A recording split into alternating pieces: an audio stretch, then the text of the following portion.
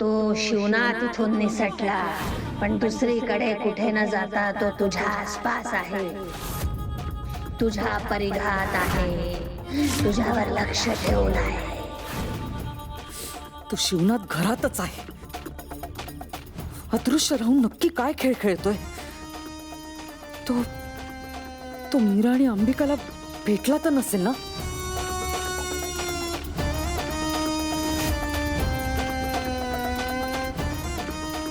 काहीतरी घडतंय हे नक्की. कालपासून मीरानं शिवनाथ बद्दल एकदाही विचारलेलं नाहीये. मीरा,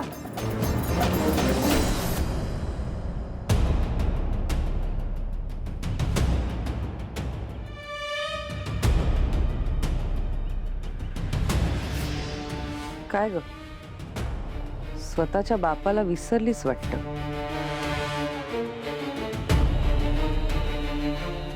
नीट बोल. नाही अगं, कालपासून तुझ्या बापाबद्दल तू काही विचारलं नाहीस म्हणून म्हटलं. तील लक्षात आहे ना? हो.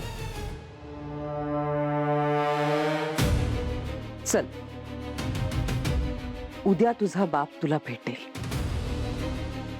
तयार आहेस ना? मला ना मुळात एक प्रश्न पडलाय मीरा. तुला तुझ्या त्या भिकारड्या बापाची मुळात गरजच काय? नाही, असे किती दिवस उरलेत त्याचे? काय उपयोग काय त्याचा? बोल ना. माझे बाबा नेहमी म्हणायचे, आपल्या हातात काहीच नसतं.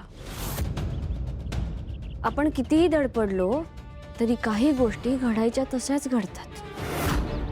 आणि जेव्हा असं होतं ना, तेव्हा समजून घ्यायचं, आता सगळं महागौरीच्या हातात आहे.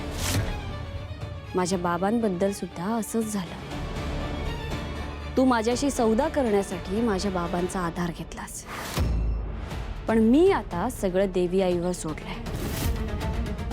मला बाळ होण्यामागे तुझा काहीतरी स्वार्थ आहे, हे स्पष्ट दिसतंय मला. त्यामुळे मी कधीच बाळ जन्माला घालणार नाही.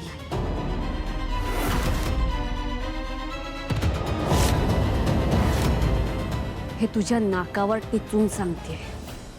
मीरा, नीट विचार करून बोल. नीट विचार करूनच बोलते. लक्षात ठेव, काठ माझ्याशी आहे. तुला, तुझ्या बापाला आणि तुझ्या देवीला माझ्या समोर झुकावंच लागेल, माझ्या पायाशी नाक घासावंच लागेल. आणि तो दिवस दूर नाही.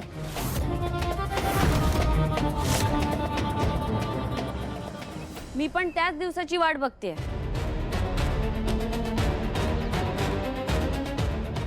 बघूया कोण कोणाच्या पायावर नाक घासतंय ते.